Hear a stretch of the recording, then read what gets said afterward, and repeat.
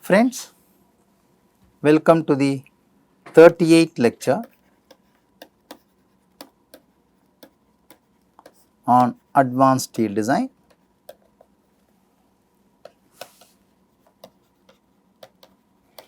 In this, we are going to learn more example on unsymmetric bending.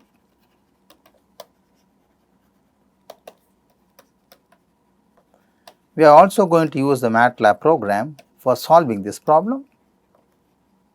We will also start learning more on shear center. Okay. So, friends, we already said in the last lecture that unsymmetric bending is caused under special circumstances, and we know how we have modified the classical equation of bending appropriately to find out the stresses at any point in a cross section of a member subjected to unsymmetric bending. Okay. We will now take up one more example. I will call this as example 3 because we have already done couple of examples in the last lecture. I am continuing that. Okay. Obviously, the example says determine the stresses at the designated points in the cross section shown below. Okay. The member is a cantilever of 2 meter span with an edge load as shown. Okay. So, let us say this is my cross section .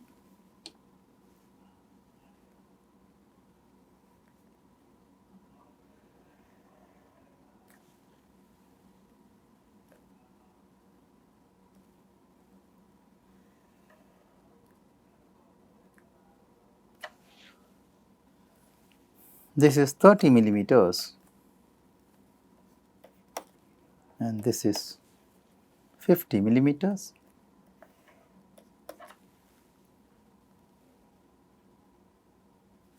And it has got an uniform thickness of 5 millimeters and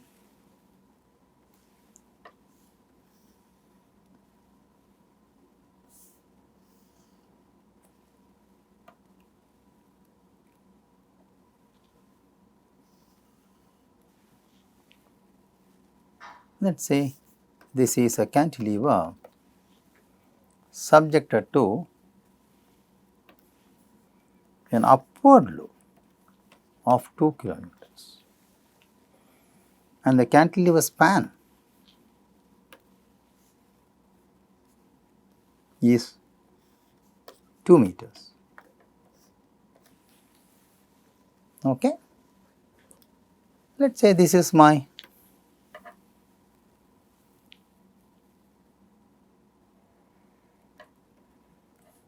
ZY axis. Okay. The load is applied this way and normal to the screen is my x axis. Okay. Let us say I have a centroidal axis for this.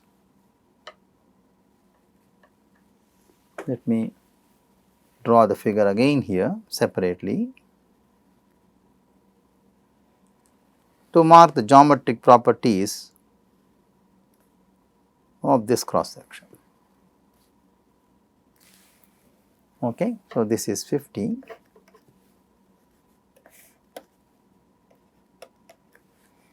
This is of thickness phi uniform and this dimension is 30. We call this as 1 and this as 2. Okay. So, there are two things here. This is the first element and the second element. So, let us say it has got a centroid here. This is going to be my z axis. This is going to be my y axis, and I would like to compute these values. I call this as y bar, and I will call this as z bar. So, we need to find y bar and z bar, okay, y bar and z bar we need to find. Okay, first principle is very simple, let us do that. So, y bar is summation of a y bar by summation of a, which can be expanded for this problem as 30 into 5 into 2.5 plus 45 into 5 into 27.5 divided by 30 into 5 plus 45 into 5. I get y bar as 17.5 mm. I write it here. We can also compute z bar. A z bar by a, which can be 30 into 5 into 50 plus 45 into 5 into 2.5 divided by 30 into 5 plus 45 into 5. I get z bar as 7.5 mm. So, I write this value as 7.5. First principle is very simple. I think there will be no difficulty in doing this. Okay. Now, I want to compute I, z and y, because we know to compute the principal moments of inertia, I need to compute these values because the equation is based on this. So, now let us compute I z, okay, looking at referring to this figure. I can use parallel axis theorem. So, let me copy this figure for our convenience. Let me copy this figure.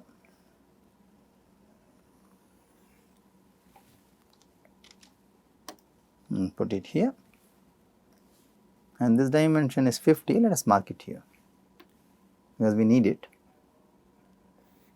This is 50. Let us mark it here. So, now let me compute I z, which is 30 into 5 cube by 12 plus parallel axis theorem 30 into 5 into 17.5 minus 2.5 the whole square.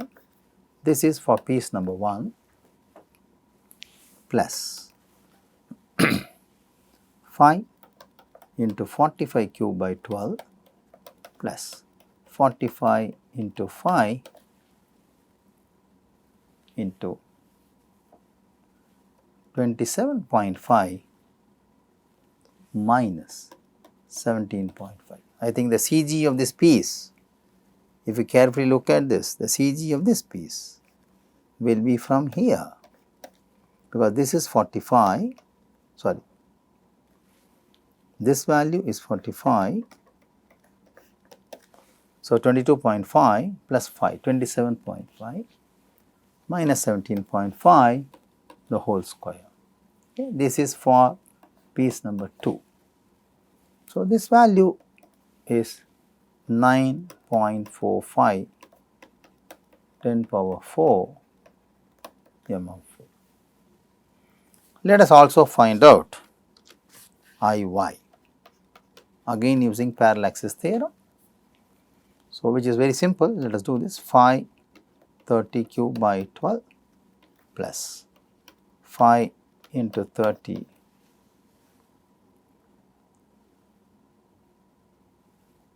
into 15 minus 7.5, because this value is 7.5. This is for piece number 1 plus piece number 2, 45 into 5 cube by 12 plus 45 into 5 into 7.5 minus 2.5 the whole square for 2, which is also equal to now 2.579 into 10 power 4 mm power 4. Okay. Let us compute also IYZ, which will be YZDA for the entire area. Let us do it here, which will be equal to 30 into 5, that is for the first piece. So, which is going to be 17.5 minus 2.5, because it is positive, and Z bar is also positive, which will be 15 minus 7.5. This is for piece number 1. Similarly, we can do for piece number 2, 45 into 5, okay, and we are talking about minus, going to be minus of 27.5 minus 17.5, because this is going to be below the CG, okay, into minus of 7.5 minus 2.5.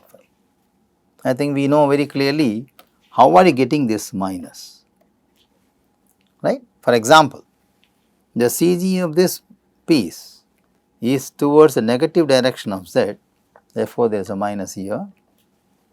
Similarly, the CG of this is towards the negative direction, for example, towards negative direction of Y, therefore, there is minus. Okay. So, if I compute this, I get IYZ as 2.813 into 10 power 4 mm to the power 4. Okay. Having said this, I can now find tan 2 alpha, which is given by minus of 2 IYZ by IZ minus IY, which is minus of 2.813 10 power 4 divided by IZ. IZ is 9.45 and IY is 2.579. So, 9.45 minus 2.579 into 10 power 4. Okay. I get this value as minus 0.818 degrees.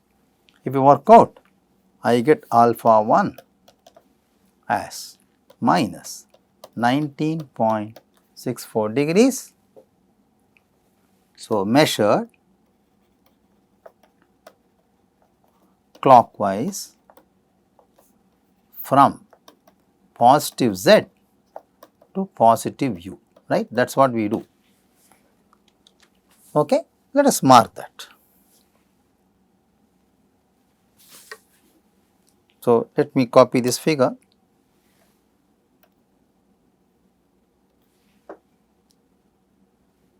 Okay, let me copy this figure.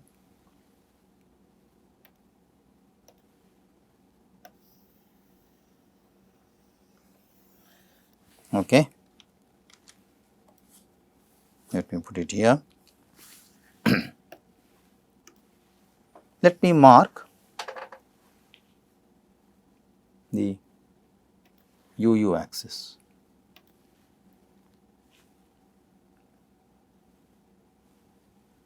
-19 degrees. So,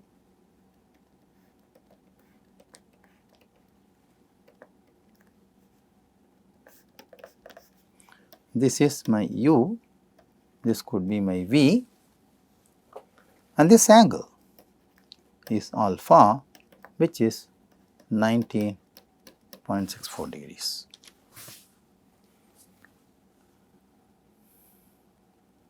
Okay.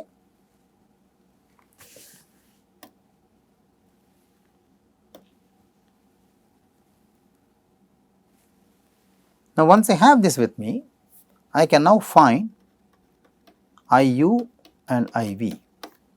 IU is given by the equation IY plus IZ by 2 plus IZ minus IY by 2 cos 2 alpha minus IYZ sin 2 alpha. I substitute, please check, you will get this value as 10.457 into 10 power 4 mm. We can also find IV from this equation IY IZ by 2 minus IZ IY by 2 cos 2 alpha plus IYZ sin 2 alpha, which is actually 1.575 into 10 power 4 mm 4.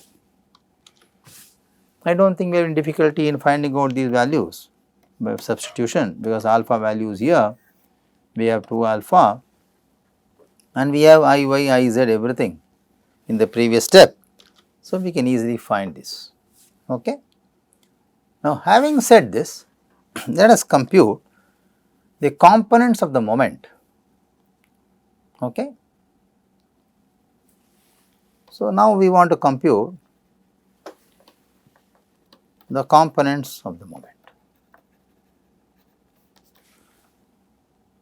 Okay. Now, we know the mz value from the equation, mz value will be 2 into 2, which is 4 kilonewton meter, okay, which will cause bending this way, is it not? So, tension at the bottom, compression at the top, am I right? Okay. So, now mz is 4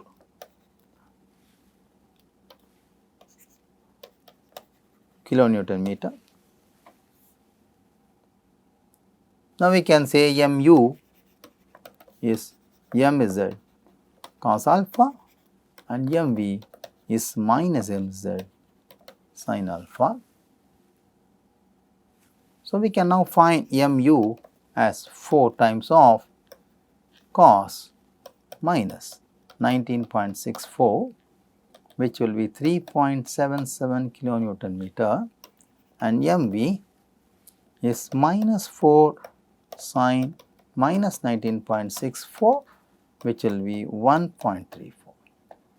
Friends, please note, we are not substituting any value for these, whether it is hogging or sagging, because these equations are generated from a generic idea. We can only interpret whether stresses will be tensile or compressive based upon the nature of bending, which we will do later. It is an interpretation only. Okay. Now, we also know to compute the stresses. Stress at any point x is given by minus mu by Iu into V. I am using the same classical bending theory equation, but I have resolved m and I and distance of fibers depending upon the principal axis. Okay, I have modified them plus mv by IV into U. So, we say stress at the neutral axis should be 0. So, therefore, can I say stress as neutral axis, which is equal to mu IU into V plus MV IV into U, which implies tan beta, where beta is the angle of inclination of the neutral axis from the UU axis, which can be simply given by V by U, which is MV by MU into IU by IV.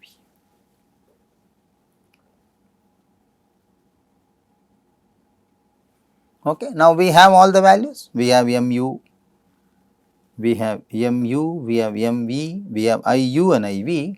So, can you find beta? Beta is coming to be minus 67.04 degrees, which is now measured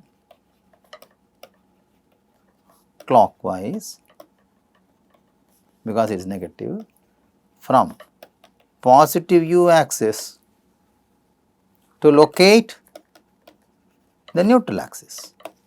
So, let us locate the neutral axis. Let us take this figure, let us copy this figure again. Let us copy this figure again.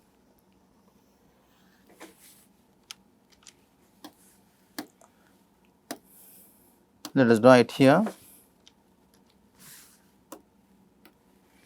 Okay. Let me locate the neutral axis in blue color. So, 67 degrees. So, I should say very close here. Okay, this is my neutral axis, measured 67 degrees further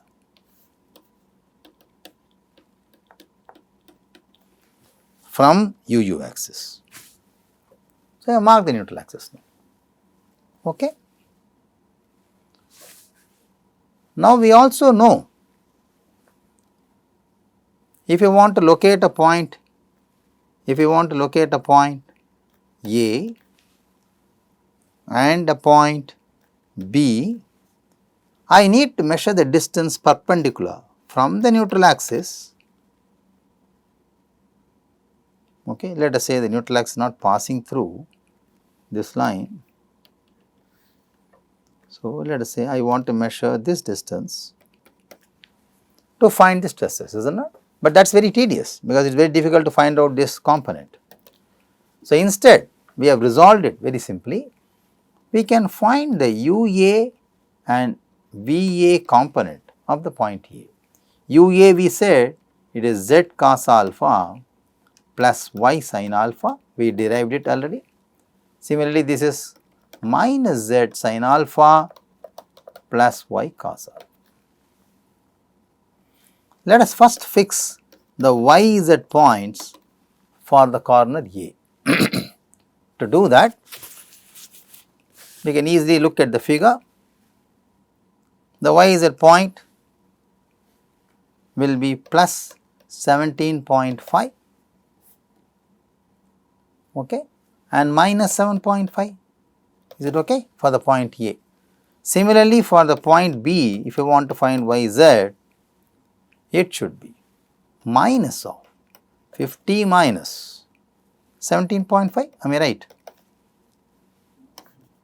This is for Y, and Z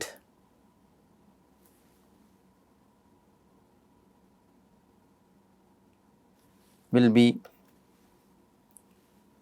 minus of, straight away it is minus 2.5. Okay, we are looking for actually the value of this, because we know this distance is 7.5 and this is 5. So, I can get this value as minus 2.5. Am I right? Since I know the coordinates YZ for the points A and B, I can easily use the above equation, which is going to be, if you want to find stress at A, I will say minus MU by IU into VA plus MV IV into UA. Whereas alpha is known to me, I can find UA and VA, Similarly, you can find stress at B minus mu by Iu into Vp plus mv Iv into Ub. Okay, we can easily do this, is it not? Now, I want to run this using Matlab. Let us run Matlab to compute this.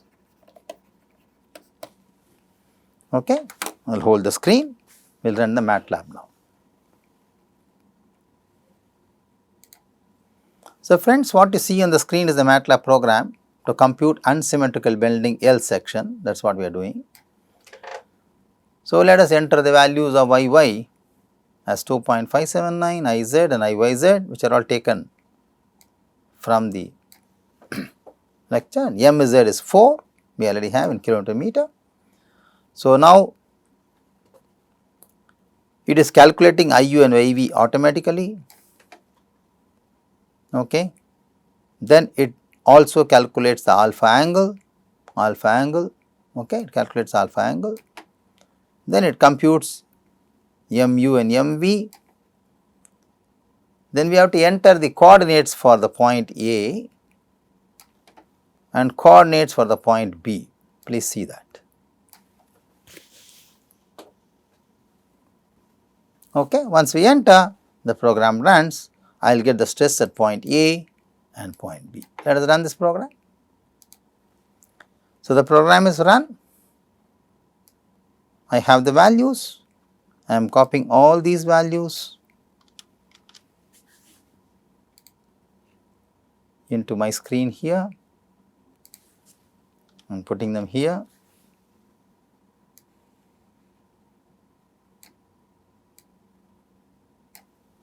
Okay, all these values are copied here, right. Let me also copy this figure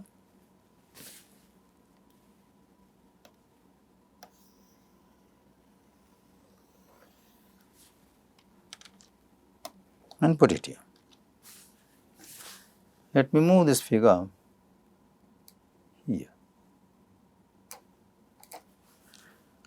Okay, friends. So, let us check the values. We said mz for my problem is 4, yeah, I got 4. Alpha angle we got is 19.64, program is giving 19.65. Iu, Iv we have, mu, mv we have, beta angle we computed 644.92 degree, it is 67. So, there is a small difference because of the round off error in Iu and Iv. Okay. So, beta we have. So, we have already values of UA and VA, UB and VB. Now, the stress at the point A is minus 1520.9 and stress as point B is plus 1818.54. Friends, we already said it is a cantilever with an upward. So, beam is bending like this is compression and tension. So, the top point is receiving compression and the bottom point is receiving tension.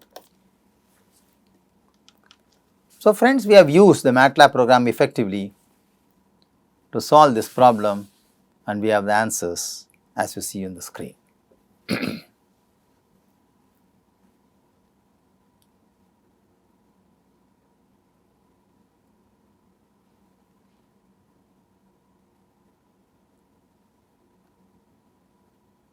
Okay. So, this is what we have interpreted, we have these values with us.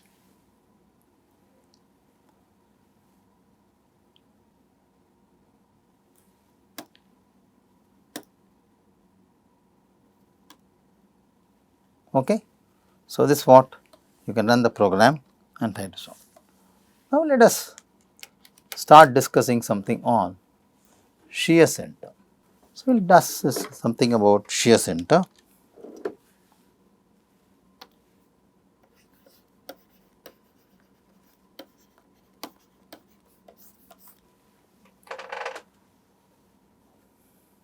To understand shear center, let us first see the internal force distribution in a given section. Let us take for example an I section.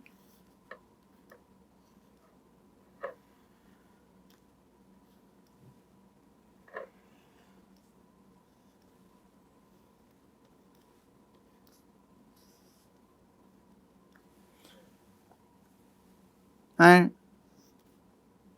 a channel section.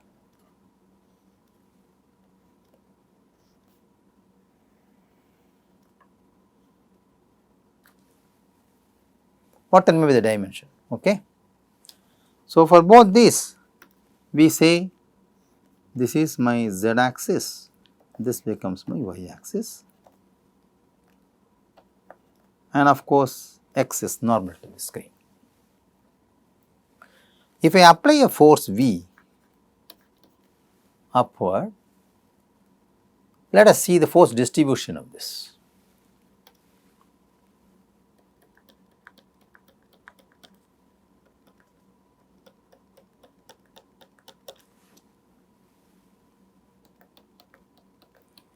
This is how the internal forces will get distributed.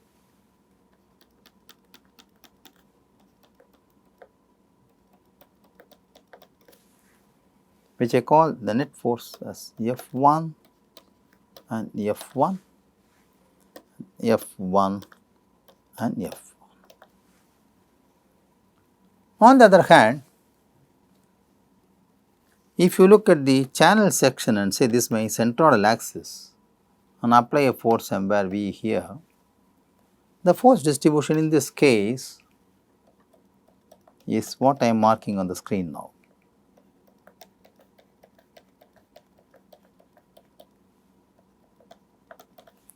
So, we call this as F1 and this as F1. Okay. So, friends, in both these figures we can say F1 is the resultant force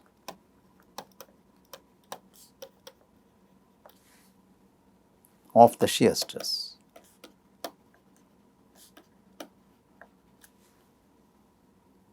due to the applied force V.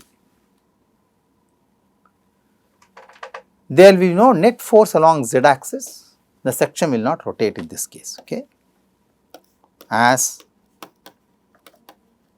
there is no net force along z axis, the section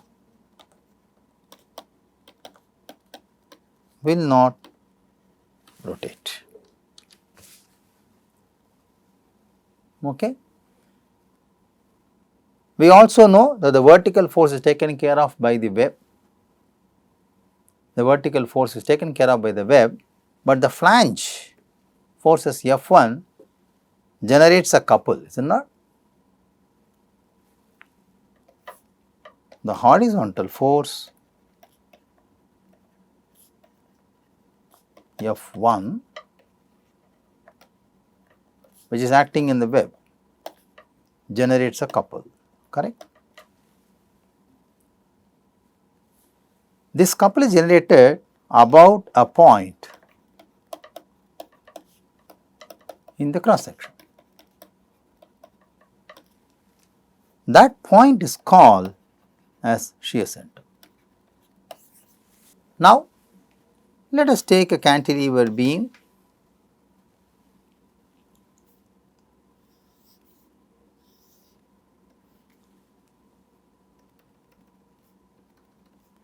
Let me draw the flange thickness.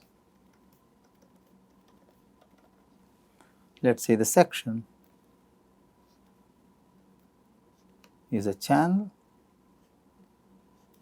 subjected to some load V.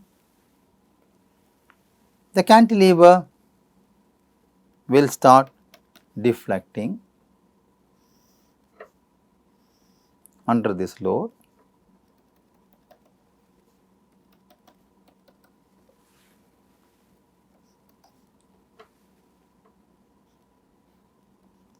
Where the cross section will also have this effect.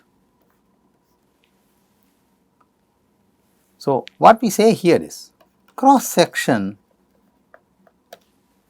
gets rotated, or we can say gets twisted. Now, to avoid this,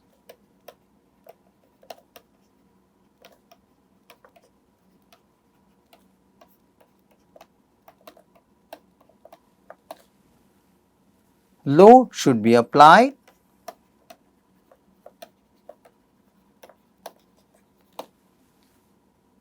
through the shear center.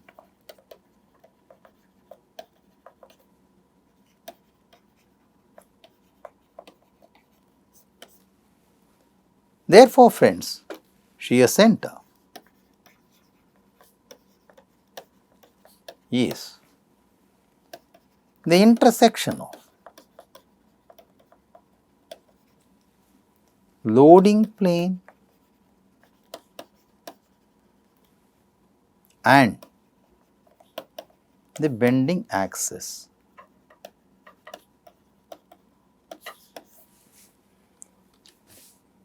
Okay. Now, interestingly, let us enlarge this figure and see what happens to my channel section. So, I have channel section drawn here again.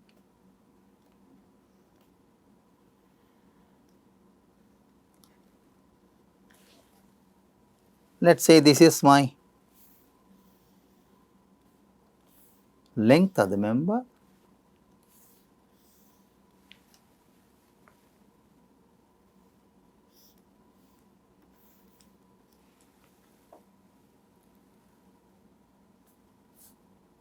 It has got 3 axes now. Let me mark those axes. This is my vertical axis, y, my horizontal axis, z. This is my another axis, which is x. Okay. Let us say it is a thinned section. The depth of the section is measured from center to center of the web, call that as h. Okay. We call this force the internal force, the horizontal internal force F is z and F is z.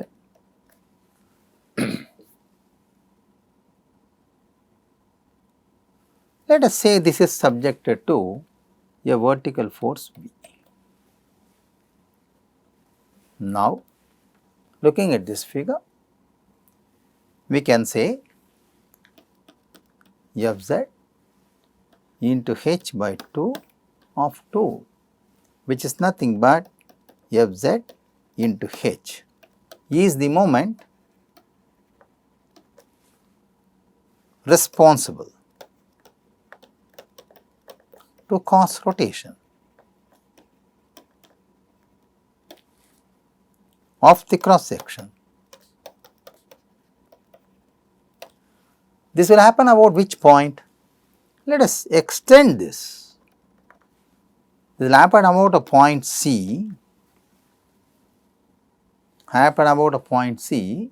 at a distance E from the centroid. So, this will happen, or this will occur about C, causing twisting of the section. Now, to balance this,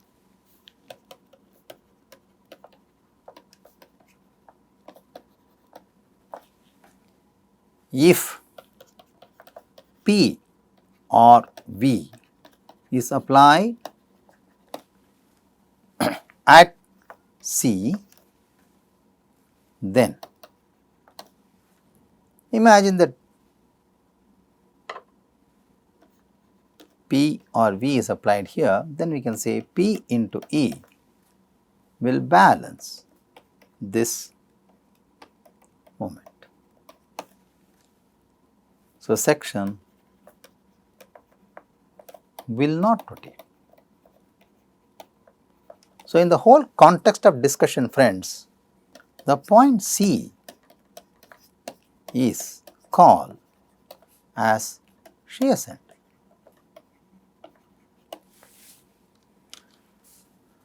So, it is ideal that the load should pass through the shear center to avoid twisting of the cross section. Okay. Having said this,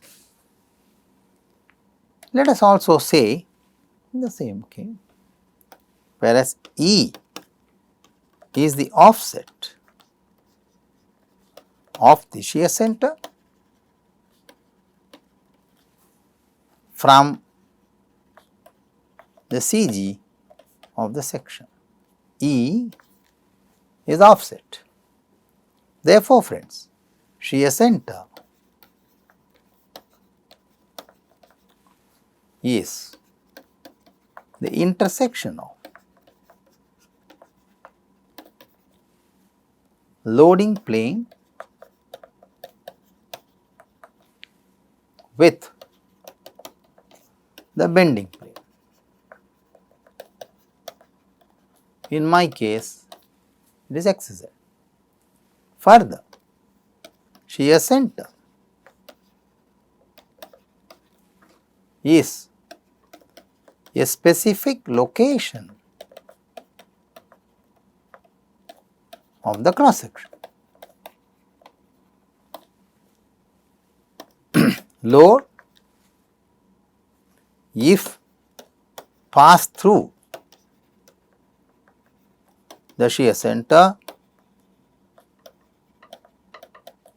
will not cause any twisting moment to the section. So, therefore, to avoid twisting of the cross section, load should be applied or made to pass through the shear center.